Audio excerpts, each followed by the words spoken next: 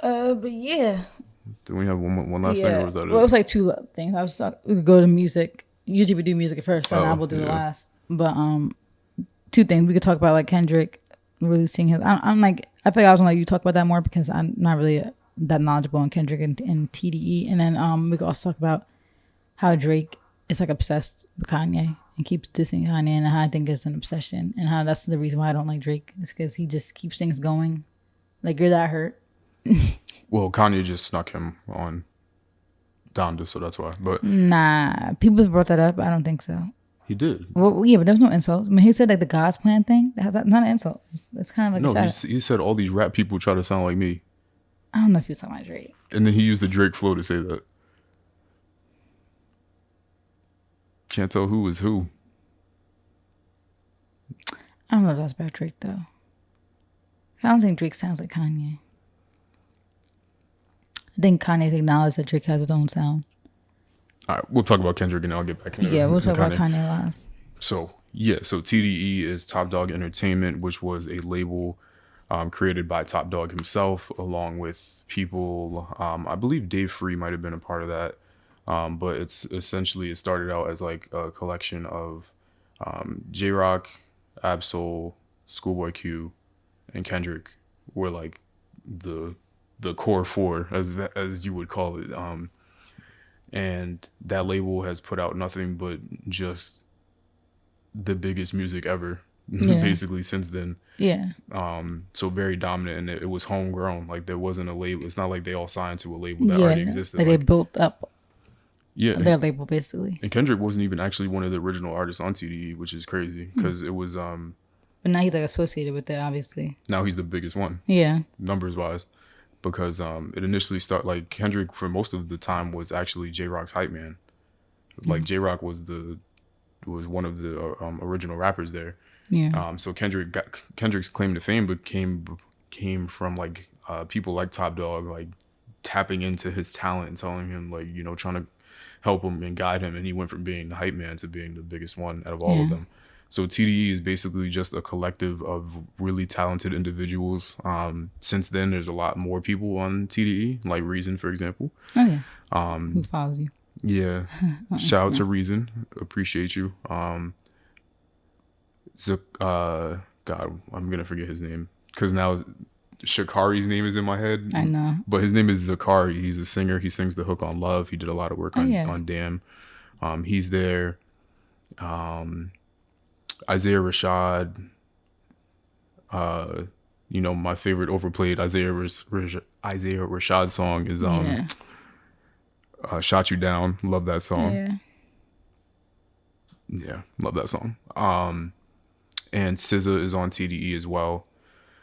So very just like, if you could imagine, what are the odds you get like a SZA and a Kendrick and like Schoolboy Q, and like think about all of the just nonstop hits that they've had since there, and it's just crazy. But then like it's just crazy, and it's all homegrown. Like that's the beautiful thing about it. Mm-hmm. So that's, I guess, an overview of the label itself. And they just do really good shit, and they make a lot of really good music videos, and they're just like probably my favorite label. And Kendrick is signed to them, and I guess that he announced that he's gonna make one more album with them, which I'm assuming is because I don't know if there was any beef or anything like that, because he had to address it, which is crazy because like Kendrick doesn't address anything. And I remember a couple months ago, or it might have been a year or two ago, I don't even know, because COVID has my mind. I don't even know when things happen. He came out of like nowhere and posted like a video of him like there was like an Elmo doll on like the table because he had just had a kid, and he didn't show his face, but he was like recording, and he was like, "Yo, I'm out here like with my kid, and like I feel like I had to come out and address it, and it's crazy because like we built this from like the dirt, and people think I was leaving TDE and blah blah blah blah." Which is interesting because he's now leaving TDE. But in that video, and that's he why said it he was wasn't. so shocking because people were like, he came out with a whole thing saying he wasn't, and now he is. Yeah, and then another thing makes you wonder what happened. Even more context, what I think it is, and what I think the general thought is he created he doesn't call it a company, he doesn't call it a collective, he doesn't call it a label, he doesn't call it anything. but it's something called PG Lang, and I think is leaving TDE to start PG Lang with Dave Free. And the only person on PG Lang right now is Baby Keem, which is his cousin. And I think it's like it's like almost like Og with ASAP Rocky, and how like they don't just do music, they do music, like fashion, they do, it's like a collective basically. I think he's kind of trying to do that, and that's why he's like leaving. So that's just like, hopefully that's what it is. Hopefully it's not for any other reasons. But like, hopefully there's no beef. Yeah, because like I think he's just trying to get into his. And I hate doing this. I hate putting people in a box or trying to compare them, because it's like, but when you have people that do something very well prominently, and they're prominent, we look to them as like the template for things. So I was gonna say he's trying to get on his Jay-Z with like, you did pretty much everything that you can do in music. Like you proved a lot of things. And I think that at this point he's trying to get into his Jay-Z bag and be like a business person and run like a collective of people that are making music and stuff like that. And he's going to be kind of like transition into retirement. I think that he probably doesn't have a ton of albums left. Yeah. Yeah, because at this point, like, he probably got like maybe the one that's coming out and maybe like 2 independent ones, so whatever independent. Yeah. I don't see him having that many albums left. Yeah, and then I mean, how old is he? 30 something. I mean, maybe he's like the same age as Drake, whatever age Drake is. Yeah, and you see Kanye is 44 and still going. So Jay-Z's 59. Yeah. I mean, Jay-Z kind of slowed down. Yeah, he slowed down a lot, but he probably got a couple more coming out. Yeah, maybe like four max, maybe. Yeah. So my understanding, or at least what I think and hope what it is he's just trying to build the business part, because a part of PG Lang, the first thing that they put out was again, my gauge is bad, it might have been a year ago, I don't know. They put out a video with like Baby Keem, Georgia Smith, who also I'm assuming is under PG Lang now.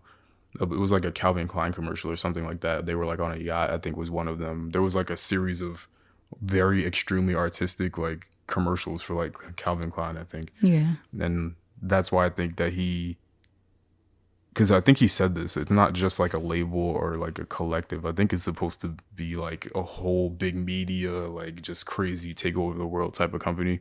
And I think that's why he's leaving. So yeah, with that, hopefully things ended amicably, because they've done like crazy good for the music industry. I don't know a single label except maybe Good Money. Not Good Money, Young Money. Okay, wait. Who's that? Good Money. Young Money. Young Money. I mean, like after that, like obviously we have Young Money, Good Music and stuff like that. That's what I was saying, Good Music. But after that, I can't think of anybody except maybe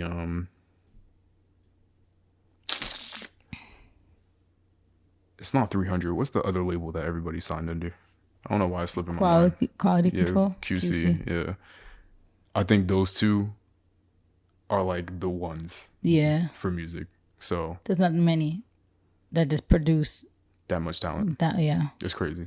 It's kind of sad. It's like an end of an era. It's weird. It's like a lot. It seems like a lot of like eras are ending. That could be the title. End of an era. I always come up with the titles. End of eras. Yeah. It seems like a lot of eras are ending.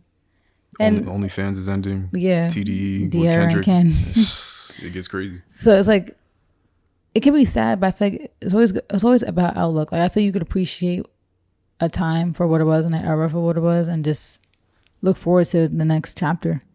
And like I said, I just hope there's no beef, because that'll be a shame. Like it's always sad when you have like a group of people that like where the love was there, and then just you do so much together, and it just disappears. Yeah, it's like it never existed. But sometimes it's good to close a book and see what's next. So hopefully it's all good. Good vibes with them. Yeah. And hopefully the last one that he puts out puts them in a position where they have like one of the most valuable valuable catalogs ever. Mm-hmm.